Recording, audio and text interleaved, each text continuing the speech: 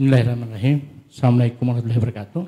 Waalaikumsalam warahmatullahi wabarakatuh. Dosen saya yang saya hormati, Pak Dr. Paris.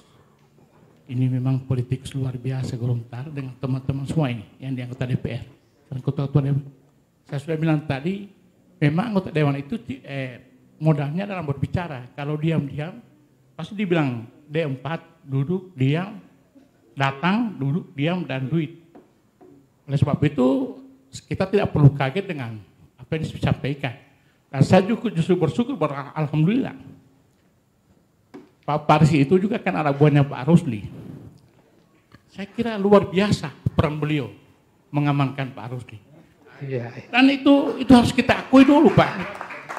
Mesti begitu anak buah. Kalau tidak, lebih harus diajari anak buah kalau saya Pak Rusli. Maksudnya mengamankan Ya. Bagaimana Pak Prof? Mengamankan dalam strategi dan kebijakan, bukan di luar kebijakan. Oh ya. Karena fungsi beliau sebagai ketua DPR sekaligus sebagai sekretaris Golkar. Saya kira wajar itu. Oke. Jadi ada dua hal yang kita bicarakan. Yang pertama, bagaimana Pak Rusli kinerjanya. Tapi kita tidak berhak untuk mengevaluasi karena kita bukan anggota Dewan. Anggota Dewan sudah mengatakan itu baik. Sebagai masyarakat biasa. Saya terus sebagai akademisi mengapresiasi apa yang sudah dilakukan oleh Pak Idris dengan Pak Rus dengan Pak Idris. Bahkan pada yang lalu saya pernah sampaikan, kalau perlu cara mereka memanage kebersamaan mereka itu perlu ditulis. Perlu ditulis sebagai legasi yang perlu dibaca oleh anak-anak muda ke depan. Bagaimana bersinergi dengan pasangan. Itu penting sekali Pak. Tadi Pak Budi sudah bilang, di Indonesia itu hampir 80% pecah kongsi. Di Gorontalo banyak contohnya. Itu seperti yang saya katakan lalu, pada saat kampanye bla bla bla, tapi setelah kampanye blu blu blu. Itu kan saya katakan lalu itu.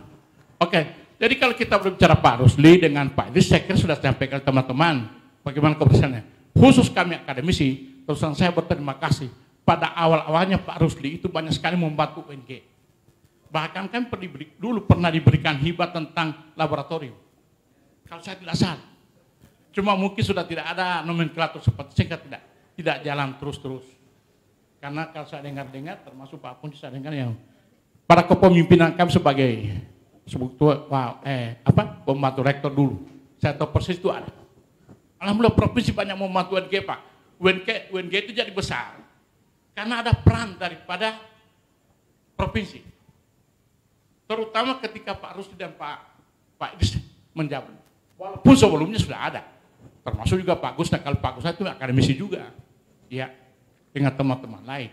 Tapi yang saya tahu persis karena pada saat saya menjabat, bantuan Pak Rusli itu banyak sekali. Bahkan terakhir beliau memperjuangkan UNG itu menjadi universitas B.J. Habibie. Tetapi sampai sekarang, saya tidak tahu apa masalah, tidak jadi-jadi. Insya Allah ke depan bisa.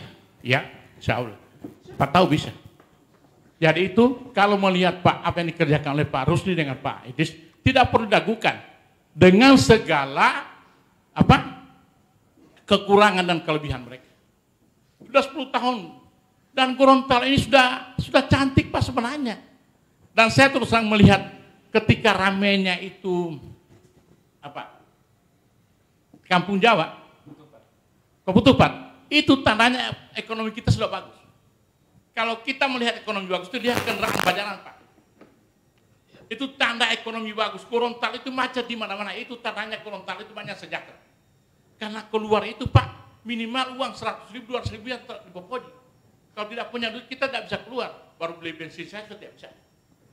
Itu salah satu tanda indikator bahwa masyarakat sejahtera. Lihat Gorontalo macet di mana-mana. Saya kadang-kadang kalau jalan melihat, oh macetnya di mana-mana. Ini pertanda bahwa ekonomi kita itu bagus. Bahkan saya kadang-kadang tidak terlalu percaya dengan kemiskinan di Gorontalo. Itu paling menurut saya tidak tahu. Kalau yang lain silakan. Tapi buat saya begitu. Kalau melihat kenyataan yang ada Pak, pembangunan jalan terus, kendaraan di mana-mana. Buat saya mungkin cuma akademis bisa melihat sepintas begitu. Saya kurang percaya dengan itu. Tapi data ada. Sampai dari 5 ke 6 dan sebagainya itu ada datanya dan jelas itu ilmiah.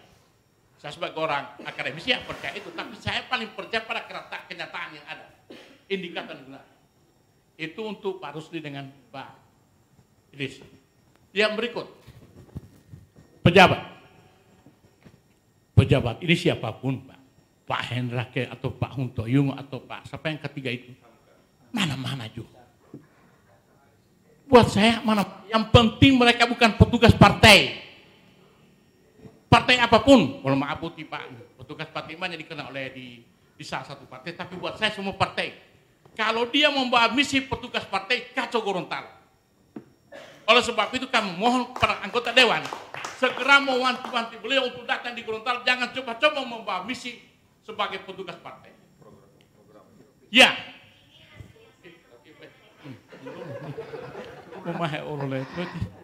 Jadi itu penting sekali Pak, penting sekali. Oleh sebab itu saya berkaitan dengan ini, dengan pejabat gubernur. Beliau ini tamu istimewa kita. Makanya saya menyampaikan bukan ahlan wa sahlan PJS, tetapi marhaban ya PJS. Kalau ahlan wa sahlan, dia datang di lapangan terbuka, di lapangan yang bagus. Itu menurut penjelasan dari Pak Kiai siapa dulu? Kamaru. Kalau marhaban itu berarti kita menunggu dengan tangan terbuka, dengan hati yang lapang, tetapi meskipun di jalan yang jurang atau jalan yang meninggi. Maka beliau ini kita tunggu dengan baik. Ya. Tetapi dengan catatan, beliau harus banyak juga belajar walaupun dia orang Gorontalo misalnya, dia harus belajar karakter orang Gorontalo. Menurut catatan saya, ada 5 karakter Gorontalo yang kadang-kadang tidak diketahui oleh pemimpin karena itu potensi. Pertama, orang Gorontalo itu religius, fanatik, tapi tidak fanatisme buta. Orang Gorontalo itu religius dan fanatik, tetapi tidak fanatisme ekstrim. Oleh sebab itu, banyak yang datang di simbol agama pun boleh, kita welcome Gorontalo. Dan hampir tidak terjadi sesuatu apapun yang berkaitan dengan agama. Itu perlu diketahui dan itu harus diolah sebaik mungkin seorang calon gubernur bagi potensi itu oleh gubernur maupun pejabat gubernur ke depan. Yang kedua Pak, Gorontalo itu orang Gorontalo pada umumnya sangat menghargai apa yang disebut dengan kearifan lokal atau lokal jenis. Itu kita sangat menghargai, tetapi mudah menerima pembaharuan. Bahkan kadang-kadang melebihi, kita latah. Coba lihat, kalau orang Mahutu rebonding nggak ngani. Mau tali bentor nggak ngani. Dulu saya masih ingat Pak, waktu becak, ada yang punya bentor sampai 20-an. Bahkan sekarang itu ada ratusan. Itu latahnya. Tapi dia tetap menghargai orang Gorontalo, tetap menghargai bekal jenis. Kupiah keranjang tetap dia buat baik-baik dan sebagainya. Itu kupiah keranjang itu Pak, lokal jenis itu Pak. Hampir kita tidak temui di mana-mana. Dan itu sangat kreatif sekali. Oleh sebab itu orang Gorontalo itu kreatif. Lihat bentor Pak. Bentor itu hanya di Gorontalo. Walaupun sudah dikirim ke mana-mana. Walaupun dia modifikasi, tapi itulah kreativitas. Orang Gorontalo cerdas Pak, cerdas. Dalam hal seperti itu, dimanapun. Makanya itu yang saya katakan, orang Gorontalo itu, dia tetap, kalau primitif tidak juga, tapi sangat prinsip dengan lokal jenis, tapi mudah menerima pembaharuan. Yang ketiga Pak, orang Gorontalo itu ramah, tetapi dia mudah tersinggung, karena berdarah panas. Karena lingkungan di Gorontalo itu dikenal hanya 2 musim. Kalau bukan panas, panas sekali. Mungkin itu juga yang mempengaruhi kita punya cara ini. Betul Pak Faris itu Pak kalau itu acap pakai singkot tidak boleh Pak Koreng. Kalau balon dia pakai dia, tapi balon untuk itu banyak yang dia pakai di DPR saya lihat. Mohon maaf Pak, karena Bapak yang ajar sama saya. Dan kebetulan kami ini Pak satu rating di dalam pendidikan politik. Dulu. Ya. Jadi itu begitu. Yang keberapa dulu itu? Ketiga. Sekarang keempat. Keempat sekarang. Tipe mampir tidak tati mau itu betul mari Pak. Nah, bikin lupa itu rebonding tadi. Rebonding, iya. Yang keempat Pak, orang Gorontalo itu sangat kritis pada pimpinan. tetapi mudah diajak berkompromi dan mudah diajak untuk kerjasama. Itu kan Gorontalo, kritis. Potensi gubernur itu hanya pengumpulan tahu artinya. Tapi begitu ada penjelasan, ada sebagainya, itu Gorontalo cepat sekali menyimak itu dan mudah untuk menerima itu. Itu orang Gorontalo, Pak. Karena kalau orang lain nyinyir terus, tapi kalau orang Gorontalo, begitu dia nyinyir, kemudian dijelaskan nyinyirnya, dia akan justru akan berbalik, memuji. Apalagi kami akademisi, kami kadang-kadang ini akademisi itu mudah sekali menyinyir, karena memang kami berpikirnya secara logika tadi, logika ilmiah, jika maka. Tetapi ketika itu dijelaskan, dikelirkan, insya Allah kami terima. Oh iya, itu sikap orang Gorontalo, Pak.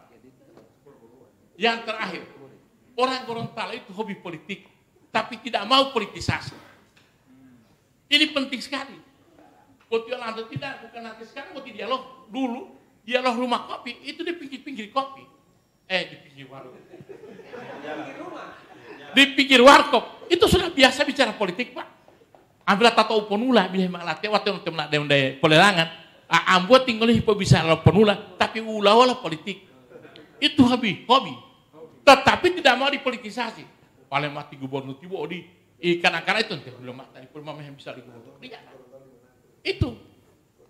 Itu penting sekali, ya.